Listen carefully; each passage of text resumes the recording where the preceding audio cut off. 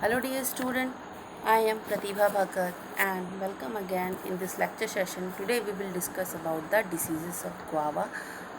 So today we will start the horticultural crops and we'll start from the guava. Guava is a very hardy, aggressive and a perennial that has only recently become a cultivated crop. The guava and its botanical name is Pisidium guava L. mitracia is one of 150 species of Pisidia, most of which are fruit-bearing trees native to tropical and subtropical America. This crop is initiated by different diseases and those diseases are wilt, fruit canker, stem canker, anthracnose, red rust and minor diseases में आते हैं आपके leaf spot and Phomopsis fruit rot. But इस disease में हमारे syllabus के according हमें केवल विल्ट के बारे में पढ़ना है एंड विल्ट कॉज होता है fusarium oxysporum F species PCD. So यह एक फंगल डिसीज़ है जिसके बारे में हमें स्टडी करना है. तो लेट्स स्टार्ट. ये जो फ्यूजेरियम विल्ट होता है यह मोस्टली इसका जो पैथोजन का नेम है क्या है, fusarium oxysporum F species PCD. यह किंगडम फंजाई से बिलोंग करता है. Division ascomycota. Class sordariomycetes. Order hypocreales. Family है नेक्ट्रिएसी. जीनस है फ्यूजेरियम एंड इसकी स्पीसीज है ऑक्सीस्पोरम फ्यूजेरियम ऑक्सीस्पोरम. सो हम इकोनॉमिक इम्पॉर्टेंस देखते हैं डिसीज़ का. यह डिसीज़ को पहली बार इंडिया में रिपोर्ट किया था इलाहाबाद में इन 1935, यानी कि 1935 में इसे इलाहाबाद में पहली बार इस डिसीज़ को देखा गया था. लेकिन अब अब जितने भी आपकी इंडिया में जितने भी स्टेट्स हैं जहाँ भी गुआवा का कल्टीवेशन होता है वहाँ पे अब यह डिसीज़ देखने को बहुत कॉमन मिलती है. और गुआवा एक ऐसा क्रॉप है जो मोस्टली इंडिया के ऑल ओवर पार्ट्स में देखने को मिलता है एंड ये किसी भी नेगलेक्टेड सॉइल पे भी यह ईजिली बॉर्न हो इसकी कल्टीवेशन की जा सकती है. बट ऐसे फील्ड्स पे डिसीज़ का खतरा ज़्यादा रहता है. सो ऐसे फील्ड्स को हमें हमेशा ट्रीट करके ही यूज़ करना चाहिए. हम डिसीज़ के सिम्टम्स देखते हैं. जैसे कि विल्ट का हम सब जानते हैं कि विल्ट में क्या होता है कि डिसीज़ जो प्लांट होता है वो पूरा का पूरा उसमें उसकी टर्जिडिटी की लॉस हो जाती है जिससे प्लांट मुरझा जाते हैं और धीरे धीरे ड्राई होके मर जाते हैं. इवन इनमें जो भी फ्लावर्स, फ्रूट्स या फिर अगर यह किसी आपके फील्ड क्रॉप में भी लगता है तो उसमें भी विल्टिंग में क्या होता है, उसमें भी फ्रूट्स एंड फ्लावर्स नहीं बनते, उपज का उत्पादन नहीं हो पाता. तो इसी इस डिसीज़ का सबसे बड़ा लॉस है. तो पहले हम जो इसका इनिशियल सिम्टम्स होता है उसमें प्लांट जितने भी अफेक्टेड आपके ट्रीज़ हैं या प्लांट हैं उसमें सिम्टम्स इनिशियली येलो कलरेशन के रूप में दिखाई देता है, यानी कि लीफ धीरे धीरे येलो होने लगती है एंड साथ ही येलो डिस्कलरेशन के साथ ही टर्मिनल ब्रांचेस के लीफ में भी हल्की सी कर्लिंग दिखाई देती है, यानी कि पत्तियां मुड़ने लगती है. बाद में यह लीफ रेडिश कलर में कन्वर्ट होने लगती है, यानी कि स्टार्टिंग में जो लीफ है उसका कलर कैसा होगा, पहले उसमें येलो कलर आपको देखने को मिलेगा जो कि नॉर्मल नहीं है. नॉर्मली हमें जो गुआवा की लीव्स कैसी होती हैं वह ग्रीन कलर की होती, डार्क ग्रीन कलर की. बट अगर उसमें विल्ट है तो विल्ट की कंडीशन में क्या होगा, जो लीफ होगी वो येलो डिस्कलरेशन शो करेगी. साथ ही टर्मिनल ब्रांचेस की लीफ पे हल्की सी कर्लिंग दिखाई देगी, यानी कि पत्तियां मुड़ी हुई दिखाई देंगी और यह लीफ धीरे धीरे रेडिश कलर में बदलने लगेगी, जिससे जो प्लांट होता है उसमें प्री मेच्योर शेडिंग दिखाई देने लगती है, यानी कि उनकी लीफ में प्री मेच्योर शेडिंग दिखाई देने लगती है. साथ ही साथ जो टहनियाँ होती है, टहनियों में अफेक्टेड लीफ भी झड़ने लगते हैं एंड फ्लावरिंग में भी दिक्कत होती है, यानी कि जो लीफ टहनियाँ होती है उनमें जो लगी हुई लीफ है वह झड़ रही है. साथ ही अगर उसमें फ्लावरिंग हो चुकी है तो जो फ्लावर्स होंगे वह भी ड्राई हो जाएंगे और झड़ जाएंगे. या फिर अगर फ्लावरिंग नहीं हुई होगी तो उसमें ऐसे प्लांट में फ्लावरिंग नहीं आएगी. इन्फेक्टेड ब्रांच के फ्रूट्स में डेवलपमेंट नहीं हो पाता और फ्रूट हार्ड, ब्लैक और स्टोनी हो जाता है। जैसे कि मैंने बताया कि इसमें भी उपज का बहुत ही लॉस है। जो इसमें हमें फ्रूट्स मिल रहे हैं, गुआवा के फल मिल रहे हैं, उनमें क्या हो रही है, जितने भी इन्फेक्टेड ब्रांचेस होंगे उसमें फ्रूट्स डेवलपमेंट बहुत ही अच्छे से नहीं हो पाएगा। यानी कि अगर फ्लावरिंग स्टेज के बाद इसमें विल्ट का कंडीशन आ रहा है तो जो डिसीज़ है वह डिसीज़ के कारण जो फ्रूट्स में क्या होगा, फ्लावर्स सॉरी जो फ्लावर्स होंगे अगर उसमें वो पहले ही झड़ जाएंगे तो उनमें फ्रूटिंग तो होगी ही नहीं। लेकिन अगर उसमें फ्रूटिंग होने के बाद विल्ट के सिम्टम्स शो होने लगे, यानी कि पैथोजन अटैक कर रहा है, तो जो फ्रूट्स होंगे वह डेवलप अच्छे से नहीं हो पाएंगे, वह अच्छी तरह से नहीं तैयार हो पाएंगे। तो इस वजह से साथ ही साथ जो फ्रूट होता है वो क्या हो जाएगा, हार्ड हो जाएगा, उनका स्ट्रक्चर हार्ड हो जाता है और फ्रूट धीरे धीरे ब्लैक कलर में कन्वर्ट होने लगते हैं और फ्रूट स्टोनी हो जाता है। स्टोनी यानी कि पत्थर के समान कड़ा हो जाता है, जिसे हम खा नहीं सकते। आपने देखा होगा कई बार जो गुआवा के पेड़ में क्या होता है, देखिएगा कभी कभी आपने आपने शायद नोटिस ना किया हो अब तक, लेकिन कई बार ऐसा होता है कि जहाँ पे बिल्डिंग की समस्या है वहाँ पे जो फ्रूट्स होते हैं वो ब्लैक हो जाते हैं और वो हार्ड हो जाते हैं, जिसे हम खा नहीं सकते। पूरे प्लांट में अगर डिसीज़ बहुत ही ज़्यादा स्प्रेड हो चुका है, बहुत ही इसकी सीवियर कंडीशन में आ चुका है, तो जो पूरा का पूरा प्लांट उसमें डिफोलिएशन हो जाता है और प्लांट मर जाता है। तो ये इस डिसीज़ का सबसे बड़ा लॉस है। देख सकते हैं आप इमेज में कि किस तरह से जो पूरा का पूरा प्लांट है वो किस तरह से उसमें शेडिंग हो गई है। नेक्स्ट सिम्टम्स जो हैं, इसकी जो फिनर रूट है, अगर हम फिनर रूट को अगर हम 20 से डिवाइड करके देखेंगे तो उसमें ब्लैक स्ट्रेक्स दिखाई देखने को मिलते हैं, जो कि मोस्टली यह बार्क तक में भी आपको देखने को मिलेगा। हम बार्क को भी हम 20 भाग से डिवाइड करें तो इसमें ब्लैक कलर के स्ट्रेक्स देखना स्टार्ट हो जाते हैं। साथ ही साथ यह डिसीज़ होती यह जो गुआवा का विल्ट है इसे हम दो कैटेगरी में डिवाइड कर सकते हैं। यानी कि ये दो कैटेगरी में होता है, एक होता है स्लो विल्ट एंड दूसरा होता है सडन विल्ट। दोनों में ही नाम से ही, जैसा कि इनका नाम है slow wilt and sudden wilt, slow wilt में जो विल्टिंग होती है वो स्लो होती है। यानी कि जो प्लांट होता है अगर उसमें स्लो विल्टिंग है तो प्लांट कुछ महीनों से लेकर 1 साल तक डिसीज़ के सिम्टम्स को अपीयर करने में वक्त लगा देता है।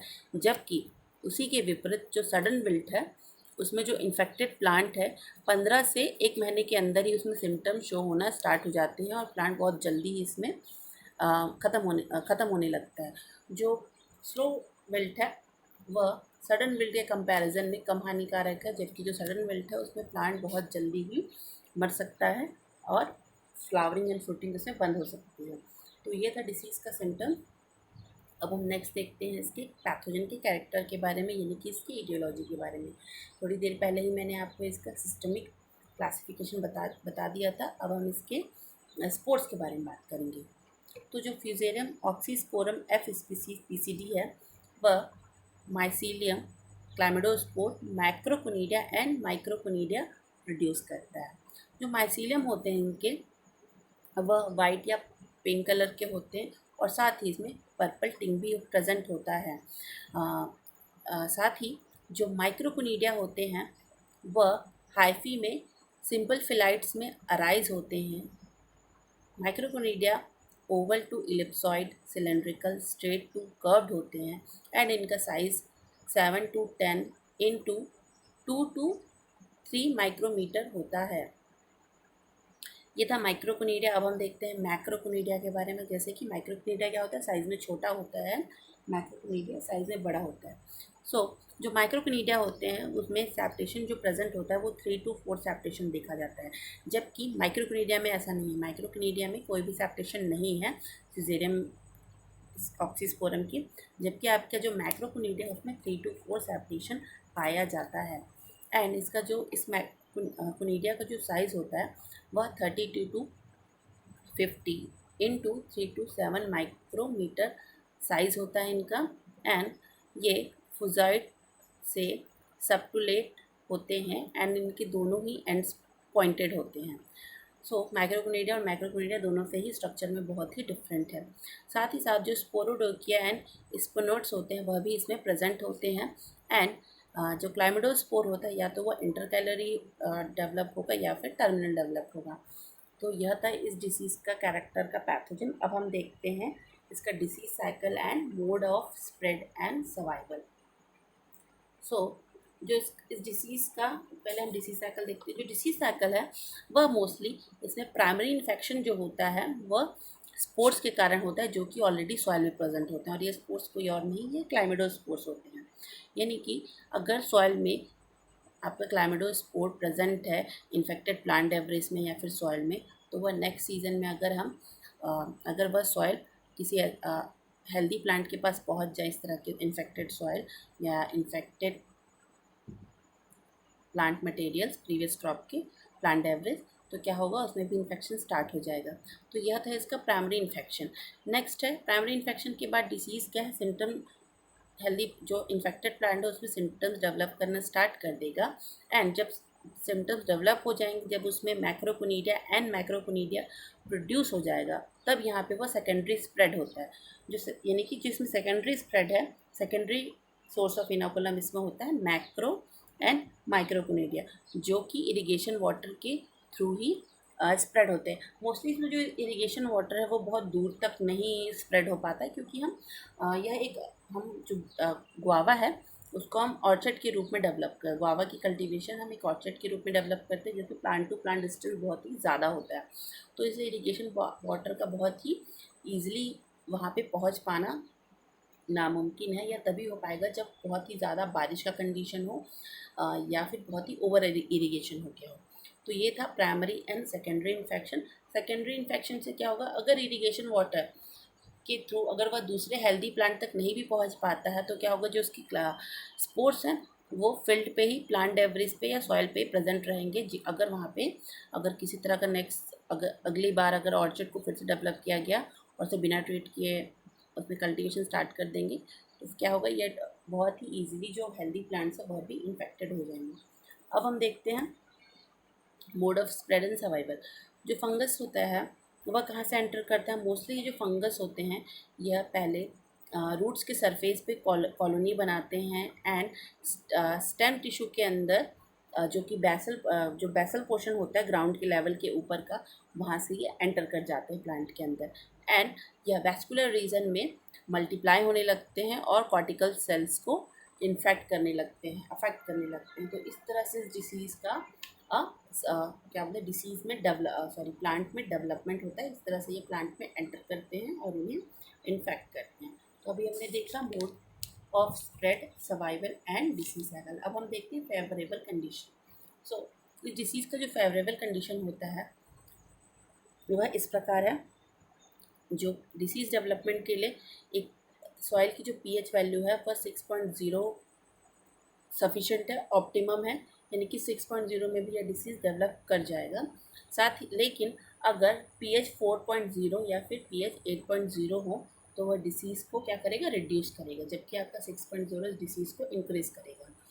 साथ ही साथ जो डिसीज़ होती है वो क्या होता है, बहुत ही ज़्यादा अफेक्टिव होती है क्ले लोम एंड सैंडी लोम में, जबकि हैवी सॉइल्स में ये डिसीज़ उतना ज़्यादा उसके लिए फेवरेबल कंडीशन प्रोवाइड नहीं करता, जबकि यह कितनी होती मोर इस डिसीज़ का जो मोस्ट इन्फेक्शन है वो क्ले लोम और सैंडी लोम में देखा जाता है, क्योंकि इसका जो आपका यहीं पे वो पीएच से रिलेट करता है, क्योंकि पीएच इस तरह की सॉइल्स का जो पीएच होता है वो 6.0 के आसपास ही होता है।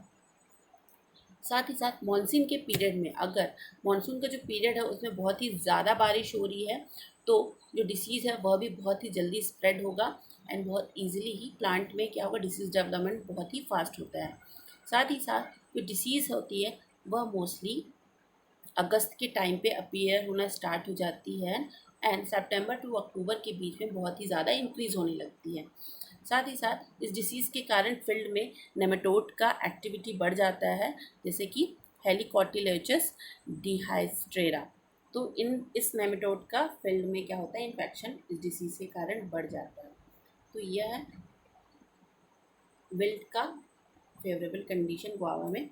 नेक्स्ट अब हम देखते हैं इसके मैनेजमेंट के। तो हम इस डिसीज़ में मैनेजमेंट के लिए हम cultural practice, host plant resistant, biological control and chemical control कर सकते हैं, क्योंकि गुआवा एक बहुत ही पहले आप आजकल के टाइम में शहरों में क्या होता है, हर घर में गुआवा के ट्रीज़ नहीं होते। पहले तो गाँवों में इवन अभी भी गांव हो गया, छोटे छोटे जो जगह है वहाँ पे लोगों के घर में आपको गुआवा के ट्री मेनली ये प्लेन्स एरिया में देखने को बहुत ही ईजिली मिलते हैं। लेकिन आजकल शहरों में क्या है, गुआवा की डिमांड बहुत बढ़ गई है क्योंकि इसका भी बहुत हेल्थ प्रॉफिट होता है। इसलिए हमें फील्ड में अगर गुआवा का प्रोडक्शन अच्छी लेवल पे करना है तो हमें इन cultural practices and different practices का ध्यान रखना पड़ेगा, उन्हें फील्ड में अप्लाई करना पड़ेगा ताकि हम डिसीज़ को कंट्रोल कर सकें एंड जो उत्पादन है उसे हम अच्छी कर सकें। सो जैसे कि यह सॉइल के थ्रू हो रहा है इसका इन्फेक्शन, जो कि इसमें क्लैमिडोस्पोर क्या हो रहा है, प्लांट डेब्रिस में होने के कारण हो रहा है। तो हमें प्रॉपर सैनिटेशन करना पड़ेगा, ऑर्चर्ड में प्रॉपर सैनिटेशन का फॉलो करना पड़ेगा, जिसमें किसी भी प्रकार का वीड्स ना हो, किसी भी प्रकार की फॉलन लीव्स ना हो या टूटी हुई टहनियाँ ना हो। तो इन सबको हमें फील्ड में नहीं रहना है, अपने ऑर्चर्ड में से हमें नहीं रहने देना है। साथ ही साथ जो विल्टेड प्लांट है उनकी जो रूट होती है, जो अपरूटेड होती है, उनको या तो उन्हें बर्न कर देना चाहिए, ऐसे पेड़ों को हमें काट के रिमूव करके फिर से उनकी रूट को बर्न कर देना चाहिए, या फिर उसमें ट्रंचिंग करनी चाहिए। और ट्रंचिंग के लिए हमें 1.0 टू 1.5 मीटर तक का ट्री ट्रंक के अराउंड क्या होगा, डग करना होगा और या उसे रिमूव करके उसे जला देना होगा।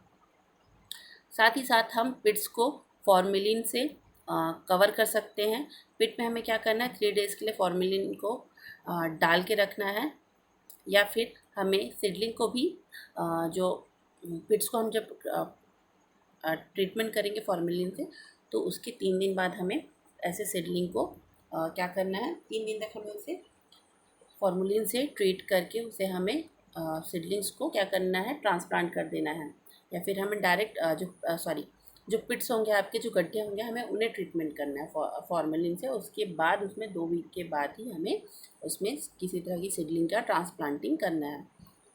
साथ ही साथ ट्रांसप्लांटिंग के दौरान हमें यह बात का ध्यान रखना होगा कि जो हमारी सीडलिंग है उसके रूट्स डैमेज ना हो एंड हमेशा जो ट्री है उसका विगर का हमें टाइमली और हमें उसकी विगर को हमें मेंटेन रखने के लिए, उसे बढ़ाए रखने के लिए हमें टाइमली हमें क्या करना है, हमें मैन्योरी, इंटरकल्चर ऑपरेशन और इरिगेशन हमें सही सही वक्त पे करना होगा ताकि जो डिसीज़ है वो फील्ड में हमें ना देखने को मिले। साथ ही साथ हम इस डिसीज़ को कंट्रोल करने के लिए हम फील्ड में इंटरक्रॉपिंग कर सकते हैं टर्मरिक एंड मैरीगोल्ड के साथ। जो मैरीगोल्ड है वह निमेटोड को फील्ड में अट्रैक्ट करेगी ताकि वह गुआवा में इन्फेक्शन ना फैला सके, और टर्मरिक भी सेम इसका काम करता है कि जो विल्ट होगा वो मोस्टली क्या होगा, टर्मरिक पे अटैक करें।